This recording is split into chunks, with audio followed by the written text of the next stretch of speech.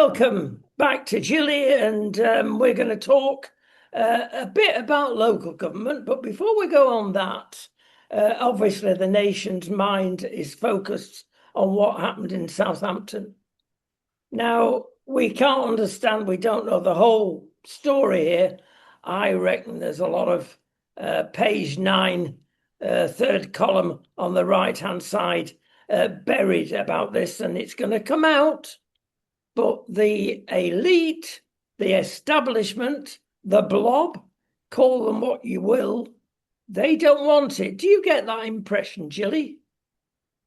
Oh, 100%. Yes, they want to make this all about just all the bad indigenous population of the UK just want a bit of a fight, a bit of fisticuffs. It's summer, so what else is there to do?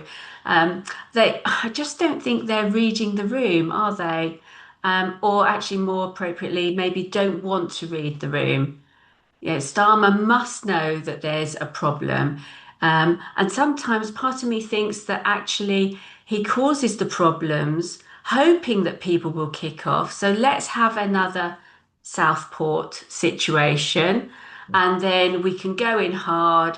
And then this leads on to the whole, gosh, well, we really need to up all the CCTV, facial rec stuff. So I think there's various agendas going on here. And so let's upset all the people and then we can clamp down. Oh my goodness me, yes, where are we going? I mean, you mentioned facial recognition, and everything seems to be going down the AI rabbit hole at the moment. And people Mhm. think, oh, it's a computer, it can tell who you are and where you are. We've had a fantastic experience, if that's how you can term it, this week, because we have to get various police reports and goodness knows what. And here in Europe, it is very tight and bureaucratic. And when you send in for a police report, which I've at last got back, negative, I might say, um, okay, that's fine, except they look at your passport, or a computer does, photograph, and then you send them your present photograph 10 years later. Who's that? Says the computer. Everything is held up interminably, and getting out of it is a nightmare because you send your photograph up all electronically because electronics AI are going to save the world. And they say, oh, it's more than 3 megabytes. We can't accept it. And you're toing and froing all the time because the computer decides that's not good. It's a nightmare. And can you speak to anybody personally? No. Now, this is coming to the United Kingdom, everybody, in ID form that Sir Keir is dead keen on. How keen are you on this, Gilly? Oh, 100% against it. In fact, I recently sort of hosted the Belfast arm of the Together Declaration, Say No to Digital ID. So on the at the end of April, and that was really good. And it's about kind of waking people up to what's actually going on. And I know it sounds very harmless and quite, convenient to have everything, on one little digital ID, but where does it end? Does it mean, oh gosh, you've had 2 holidays this year, no more holidays for you because you've used up your CO2 amount for the year? You bought too much meat in the local supermarket. So again, that bats into the environmental issues. And it will just depend on what the government's issue of the day is. So I think it's a very dangerous, slippery slope. Does it mean that you are denied access to NHS treatment because perhaps well, we don't like you eating meat and you've got a medical issue, but actually we're not going to treat you because you don't deserve to be treated. So I know that's probably the far end of the scale, but it's a very slippy slope. And for years, our passports and our driving licenses have sufficed, haven't they? Well, it's interesting you've mentioned that. I mean, the driving license. They wanted to know my driving license as well. What's that got to do with your answering that particular question of whether I've been in jail or not? But it's all part of it. And Mhm, you mhm, do something wrong if you sin in the wrong direction. mhm, Oh, as you say, are you worthy of treatment? Or mhm. hang on, we're going to stop your bank account. Yeah, Yes. Yeah. debanking. That's Hmm. already happened to us Yeah. and many, many Mhm. other people in Spain because you've got lots of bureaucracy here more than the UK. And if you've not got the right form in at the right time, that could be the fault of your accountant. That's it. End of story. We block your bank account. You can't trade. It is Yes. a nightmare. Yeah. Or you like to tweet that they don't agree with. Yeah, exactly. Hint, hint. Yes. Listen, we're going to swap around at the moment because I really want to get, before we go to local government, which was the main attack we're going to make today, I want to go back to Lucy and Ray Connolly because we Mhm. did mention this last chat. And Ray has really suffered in all this, hasn't he? And people are not aware of this. Yeah. Oh, yes, absolutely. Poor Ray. So Ray actually even has his own health issues as well. He has a serious, I think it's a bone marrow condition. So that's the backdrop to the whole situation with Lucy as well.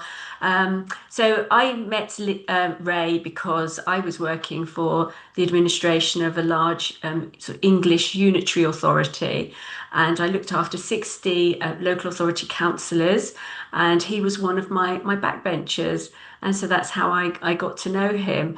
And but yeah, yes, I mean, and even prior to this, I don't know if you're aware, but Ray and Lucy lost a baby due to medical negligence in 2011. So this poor family have had a really, really difficult time. For our overseas viewers, just remind us of the Southport incident and what happened to Lucy and what she did.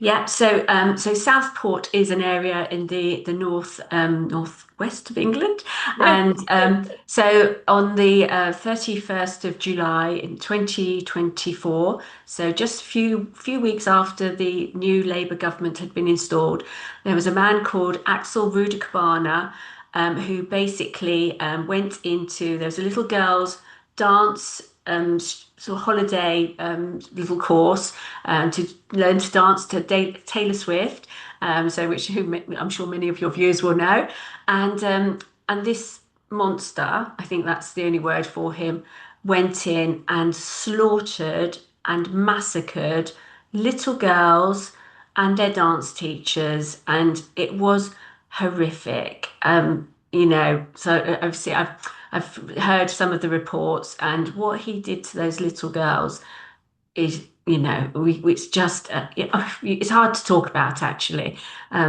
So on that day, obviously in England, we're all looking at the news and, sort of wondering, oh my goodness, what's going on?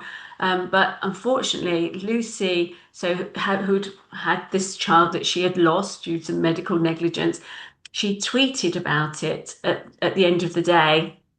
And yeah, maybe her tweet wasn't maybe the most appropriate, but it wasn't hideous, it wasn't racist. And part of the phrase that she said was for all I care. And anyway, she deleted the tweet after she'd taken her dog out for a walk 3.5 hours later. And so that's how the tweet relates to the Stockport massacre. So it was basically it was out of horror and trauma and a bit of PTSD from her own life experiences. And it was a sort of a visceral reaction to something horrific. And I do use the word massacre. yes. And to put no finer point on it, basically, you can understand it was wrong. She took it down after she Hmm. cooled off after the dog Hmm. walk. Hmm. But they wanted to make an example of her, didn't they? Yeah, yeah. So going back to the Starmer had just been in number 10 for just shy of 3 weeks. And it was literally, he came out and said, there will be no tolerance. People will be going straight into being remanded. So Lucy was arrested first on the 6th of August, and basically, so what had happened is that her tweet about a week later started to do the rounds.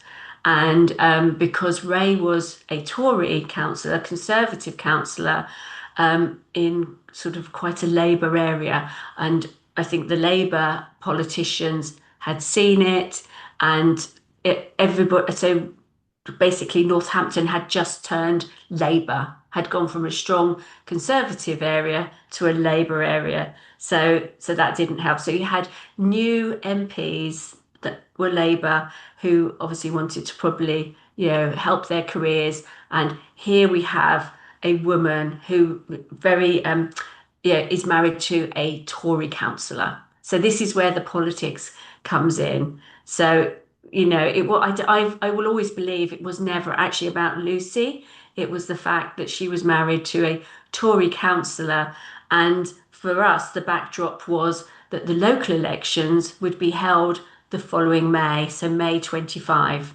So, and you're already starting to think about your electioning and campaigning. So this was an absolute gift, I believe, for the Labour Party. The dark arts in politics, even at a local level. Hmm. Now, we're Hmm. talking about local level politics. A lot of people either disregard it because they don't see it as Westminster, Hmm. or they don't know about it. But for those stateside in particular, they have a similar function there with local elections. Hmm. Now, you have local councillors throughout the United Kingdom, and the same thing happens here in Spain.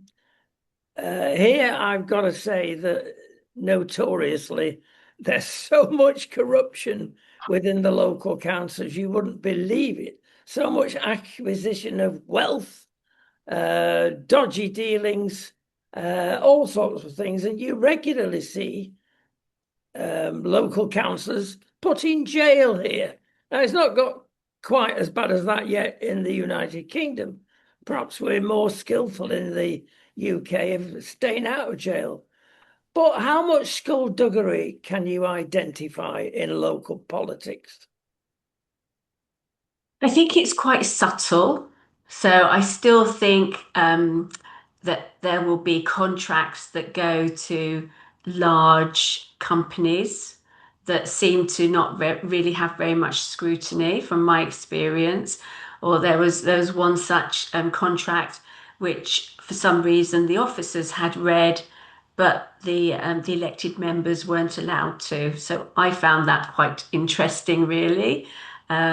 It's of loans of money to football teams, and things that you, as a taxpayer, I would think that you would find quite strange, really. But yes, so I think it's along the lines of it's not overt brown envelopes, which I think probably did happen back in the day, I would imagine, but it's the subtle procurement process, I think. Sometimes not very subtle Yeah, procurement yeah, yes. process. Yeah, so, Yeah. but it looks more official and it looks a little more respectable.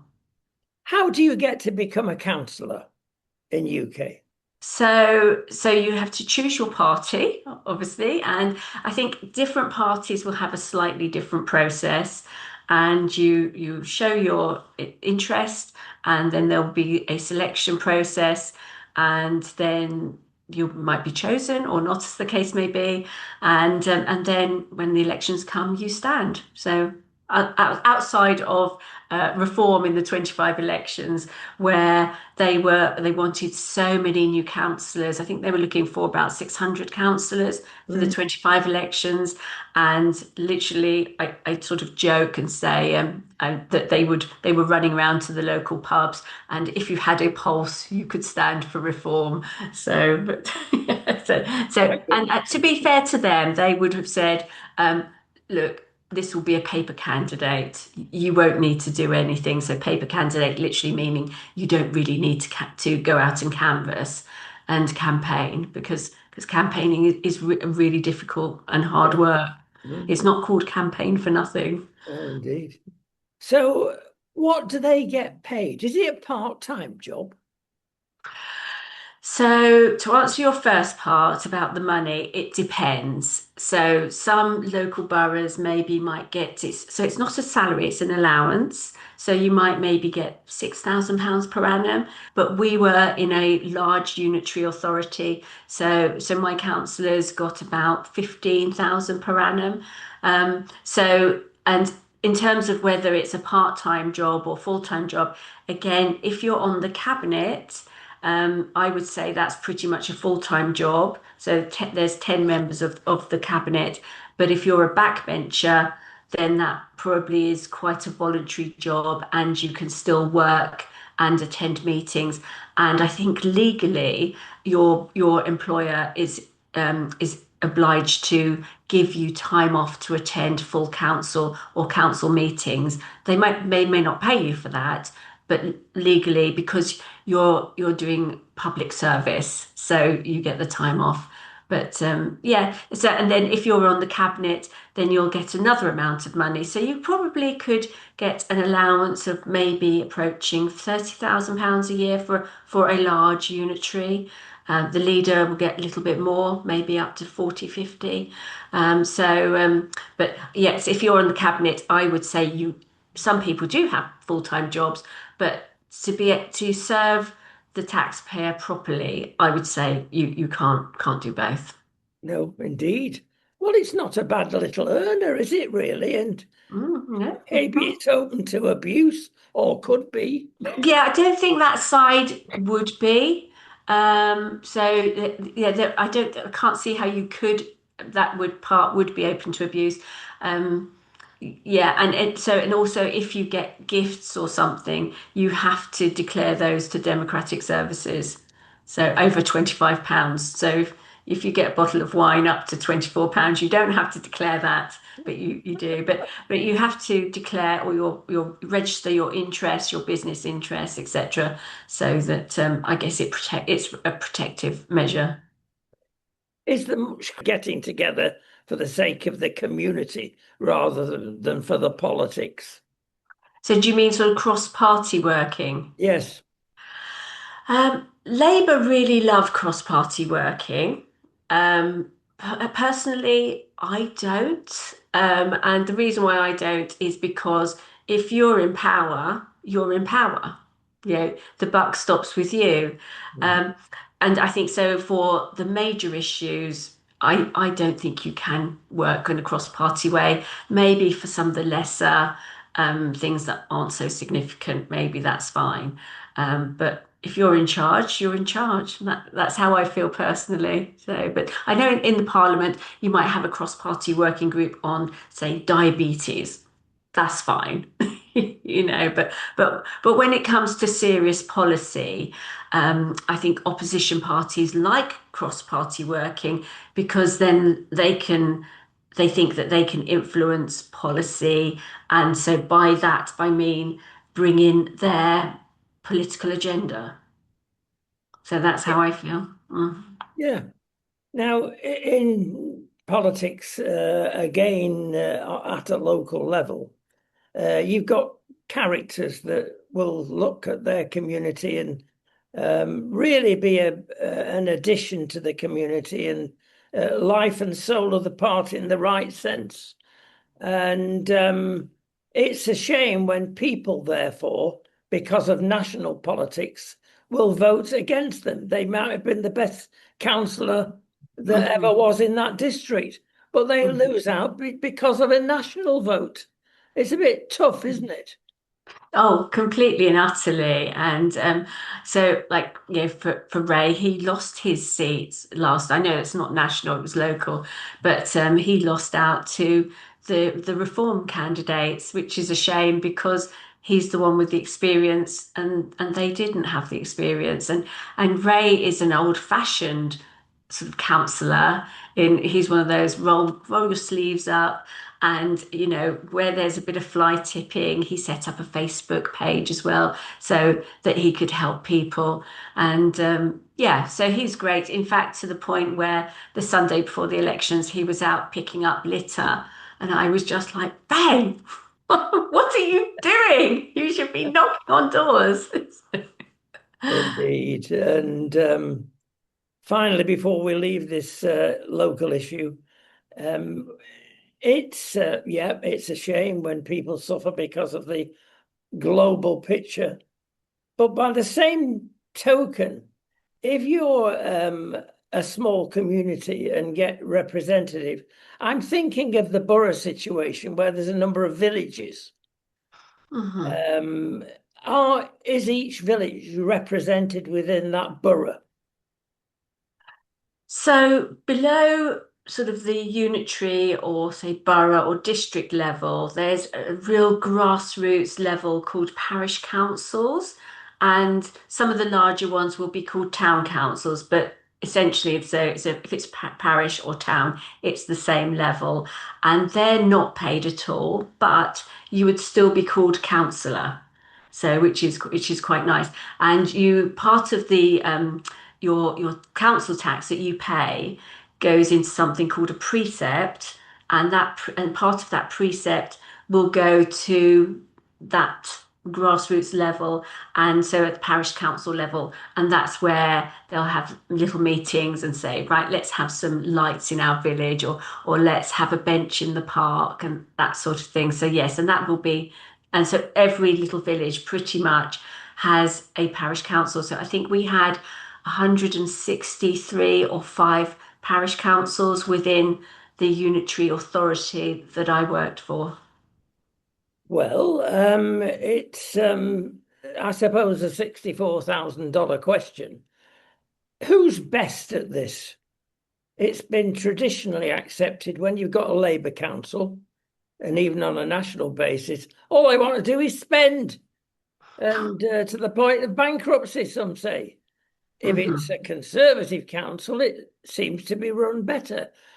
Reform, of course, have come along and even beat the Conservatives on efficiency over most of the country. They're very careful. Is that true, though? Or is that just too much of a black and white picture? I think that's a fair assumption, actually. I think what happened with the Conservative led councils is that actually somehow over time, maybe over that 15-year period, they kind of slid to the left and became, in my opinion, more Lib Demi, which basically, as they slid to the left, they left a vacuum sort of on the centre right area, which I would maybe say was old-fashioned kind of Maggie Thatcher space. So that left a vacuum, which a couple of years ago, Reform spotted and identified, and so Reform backfilled into that vacuum. And so I would agree with you that I think that they are very fiscally prudent. And so the Conservatives used to be fiscally prudent, but then they lost their way a little bit, and Reform have come along. And from what I'm seeing, appear to be quite good, sort of fiscally prudent that I implemented when I was still working at the Unitary Authority was I spoke to the finance director and said, "Oh, I wonder what would happen if we made a 5% saving of every department across the council." And he actually had a chat with the finance director. They implemented it and it became called the 5% challenge. And then when I spoke to one of my former sort of councillors recently, apparently that Reform had gone from 5% to 15%. So obviously my concept had saved the council quite a bit of money. So, but yeah, that's great, isn't it? That they can see an idea has worked and run with it and actually even up it. So, and I think all these measures are really important, and every penny saved matters, doesn't it? Look after the pennies, and the pounds will look after themselves. Councils are not dealing with little budgets. I mean, where we were, it's probably now 1.2 billion pounds. About half of that go to what's called the designated schools grant. So, because again, schooling and education, that's huge. But that's a huge amount of money for a new team of counsellors to manage and balance, and especially if they're new to it. So that's why, you will have seen quite a lot of the reform councillors fall by the wayside because people hear the word councillor, local councillor, they think it's not important, but it is a seriously important job, especially if you're in power, especially if you're in the cabinet. You've got serious responsibility. So actually, that 30 grand I mentioned is not a lot of money for what you have to do, and you have to know your brief inside out, and each cabinet member is probably in charge of maybe, let's say, 200 people. So if you're highways, so you're a managing director of, a business of 250 people. That's not insignificant. The other big amount of money, of course, goes on pensions, the biggest amount. Yeah, yeah, absolutely. Yeah. So Any I sort any of hope in that direction at the moment that that can be solved? Gosh, that's going to have to be a major policy change, and it's going to have to have a group of people with a spine, I think. And I don't know a lot about that side of things, apart from the fact that the bill is huge. But if you look at your average chief exec, they're on over 200 grand. Now, yeah, our one wandered around for 4 years, and I can't say that I saw her doing 200 grand's worth of work for that. Yeah, and again, how does that work? 200 grand, 30 grand, and you're essentially, so and then if you think add in all the directors who'll be on a, not dissimilar salary. So this is where somehow since COVID, salaries seem to have gone up exponentially, and so ergo so have pensions as well.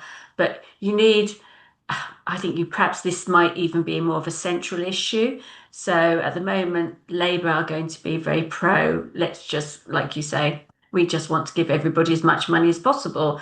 And but even though we don't realise that we don't have a magic money tree outside, and that was one of the things I used to say in the cabinet room was like, we don't actually have a magic money tree outside the building.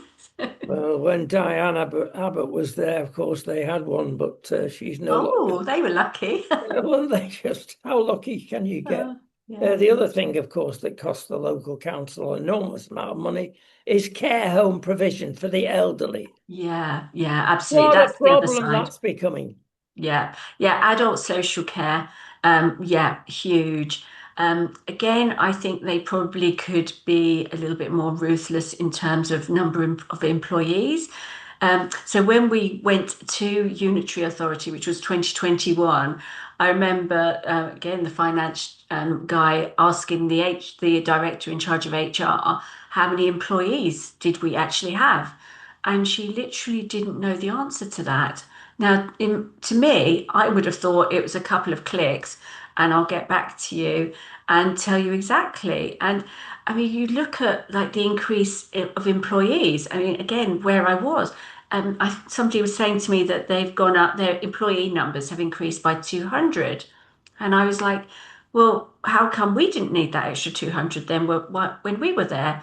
How has that happened? Okay, 20 were ed psych people to do all the send analyses. So, okay, I can cope with that. But how did we need another 180 people? Who's making these decisions? And again, lots of what happens is that cabinet members give away delegated authority to directors. So, and I don't think they actually realize that they are just giving away the power that you and I think they have when we put our cross on that piece of paper. Mm. And yes, it means you're going to have to read your reports. Yes, it means you're going to have to tell your directors to stop sending you 1,000-page reports and hide something in page 852, because I think that's what they hope will happen, is that you'll be so busy you won't read the report. And again, great, that's how we get all our net zero rubbish through. Yes, you could well be right. Listen, we've run out of time all too early, but I'm going to get you into trouble now. You're married, Gosh. of course, to a vicar. We mentioned that last time, but you're not actually very keen on ladies in the church as vicars, and especially as the boss woman that we have in the C of E at the moment. Why is that? Gosh, well, I'm very conservative, I think, in my sort of theological views. Um, my understanding of the Bible is actually that it should be men in charge of churches and it should be male elders. That's not to say that women don't have other important roles within that context. And, and yeah, I'm not terribly keen on the new Archbishop of Canterbury. So, partly because I think that I don't. My understanding is that her training was kind of part-time initially, and so she's a dame for her work that she did within the NHS.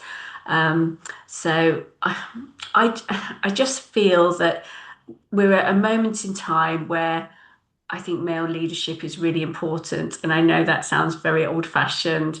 And I think politically as well, I think that's good. But personally, I just really love male leadership.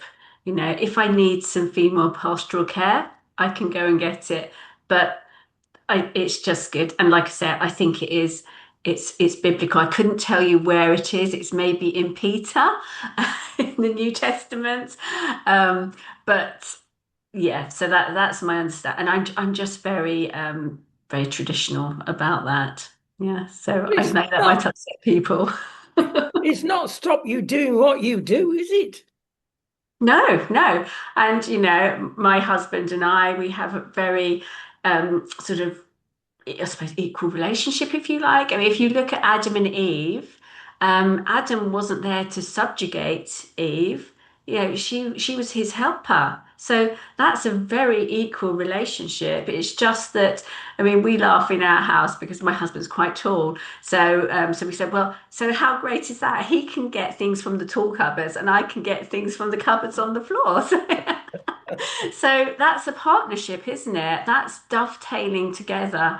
And that's what I just, yeah, I think, but I like, my husband looks after me and I like that. So I like to be looked after and nurtured. There you go. We've talked about some controversial things, nothing worse than the last part of the conversation. But No, gosh, I'm a it's dreadful woman. yeah, aren't you just? But isn't it a shame that we have to defend things like this and Mhm. not look maybe to that dusty old book and has it got it right Yeah. for thousands of years? And now the new generation comes along and you have to have women in post throughout the Navy, Army, and Air Mhm. Force. Yeah, It's obligatory, and in yeah, the police force, indeed. And yeah. what DEI has hires. Yeah. And has it enhanced it or has it gone the other way? That's open for discussion. I better shut up before we both get in trouble. Gilly, thank you so much. We'll be with you again in the future. Lots is Oh, happening, even in Northern Ireland where you are. absolutely. Oh, gosh. Well, we've got the 12th of July coming up. That's a special day. So yes, that's when it's the parade season for us. So yes, so Are you going out there with your big orange drum? Probably not, but I actually I do love attending one or two. It's it's the bands are really quite rousing. It's yeah, it kind of gets you there. There you go. Mhm. Patriotism may be a good thing after all. Ooh, gosh. More contention. We'll see you shortly. Thank you. Oh, thank you so much for having me.